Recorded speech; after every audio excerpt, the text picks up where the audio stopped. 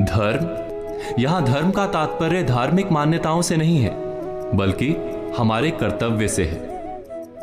जैसे ही हम किसी पर कोई प्रश्न करते हैं, सामने वाला तपाक से बोल उठता है, पहले अपना धर्म निभाओ, उसके बाद किसी पर सवाल उठाना। वो कहना चाहता है कि अपना काम ठीक से करो, फिर दूसरों पर कार्य ना करने का आरोप लगाओ।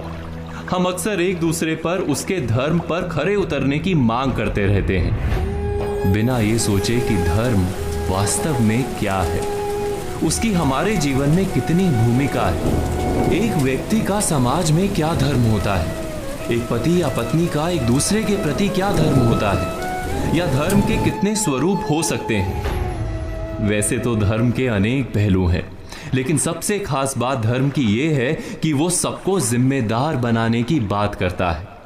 और जो भी इस संसार में है उसका अपना एक धर्म होता है। उदाहरण के लिए, पेड़ का धर्म है छाया और फल देना, नदी का धर्म है जीवनदायी जल बनकर बहते रहना, बादलों का धर्म है जल बरसाना, और सूर्य का धर्म है प्रकाश देना। इसी प्रकार मनुष्य का धर्म है उदार होना, सदाचारी और सद्व्यवहारी होना। मनुष्य का एकमात्र धर्म है प्राणी मात्र के प्रति उदारता का व्यवहार। इसीलिए भारत में कर्म से अधिक महत्व सदाचार को दिया गया है। सद्व्यवहार ही धर्म है, क्योंकि इस सद्व्यवहार में कर्म, धर्म, नीति, ज्ञान सब शामिल है। धर्म के अनेक रूप और प्रकार होते हैं।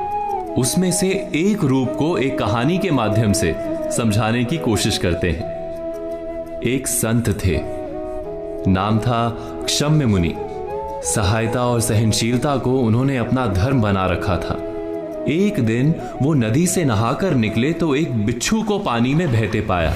उनके मन में आया कि इस बिच्छू की सहायता करनी चाहिए। उन्होंने बिच्छू को पकड़कर बहती जलधारा से बाहर निकालने के लिए हाथ लगाया ही था कि बिच्छू ने अपने स्वभाव और अपने धर्म के अनुसार डंक मारा। मुनि की पकड़ ढीली पड़ गई। बिच्छू फिर से पानी में बहने लगा। मुनि ने फिर प्रयत्न किया, बिच्छू ने फिर डंक मारा। ऐसा कई बार हुआ। बिच्छू डंक मारता रहा, मुनि उसे उबारने का प्रयत्न धैर्य के साथ करते रहे।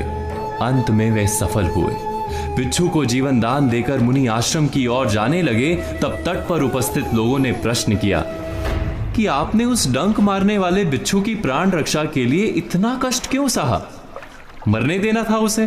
क्षम्य मुनि बोले, यदि बिच्छू अपने डंक मारने के धर्म का त्याग नहीं कर रहा, तो मैं सहायता और सहनशीलता के अपने धर्म को कैसे त्याग दूं?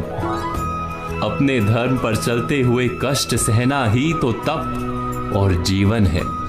व्यास मुनि ने कहा है, संक्षेपात कथ्यते धर्मो जना किम विस्तरेण वा परोपकारा पुण्याय पापाय परपीड़नम।